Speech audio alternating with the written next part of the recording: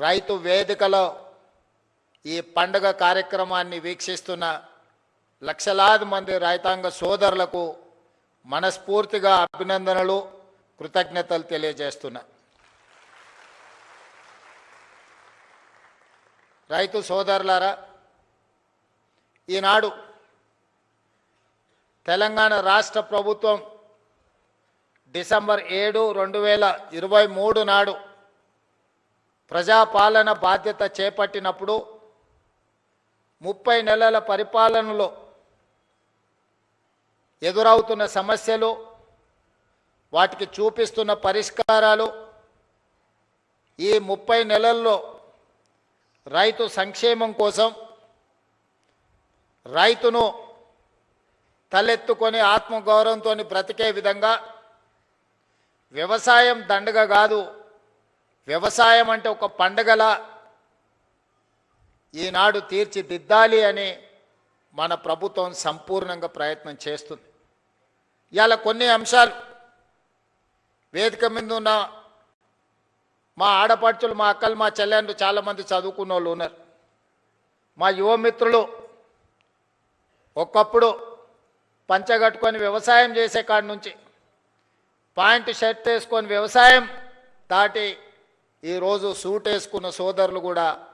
వ్యవసాయ పనుల్లో నిమగ్నమవుతున్న సందర్భంలో కొన్ని అంశాలను మీ ముందు ప్రస్తావించాలని ఈరోజు నేను భావిస్తున్నా. మద్రాసు నుంచి ఆంధ్రప్రదేశ్ రాష్ట్రం విడిపోయినా ఆనాడు ప్రకాశం పంతులు, బెజవాడ గోపాల్ రెడ్డి ముఖ్యమంత్రులుగా, నిజాం సర్కారు నుంచి విముక్తి కలిగిన హైదరాబాద్ రాష్ట్రానికి మొదటి ముఖ్యమంత్రిగా పాలమూరు బిడ్డ బూరుగుల రామకృష్ణారావు గారి నుంచి మొదలు పెడితే ఉమ్మడి రాష్ట్రంలో నీలం సంజీవరెడ్డి కావచ్చు, చివరి ముఖ్యమంత్రి కిరణ్ కుమార్ రెడ్డి గారు కావచ్చు, 19 మంది ముఖ్యమంత్రులు 1947 నుంచి 2014 వరకు 6 దశాబ్దాలు పైగా పరిపాలన సాగించి మన రాష్ట్రం మీద, రాష్ట్రం విడిపోయినప్పుడు తెలంగాణ ప్రజలకు అప్పు ఇచ్చింది 69,000 కోట్ల రూపాయలు. దాదాపుగా 60 ఏళ్ళు 19 మంది ముఖ్యమంత్రులుగా బాధ్యతలు చేపట్టి తెలంగాణ రాష్ట్రం ఏర్పడే నాటికి మనకిచ్చిన అప్పు 69,000 కోట్ల రూపాయలు అక్షరాల. జూన్ 2, 2014 నాడు ప్రత్యేకంగా ఏర్పడిన తెలంగాణ రాష్ట్రం యొక్క అప్పు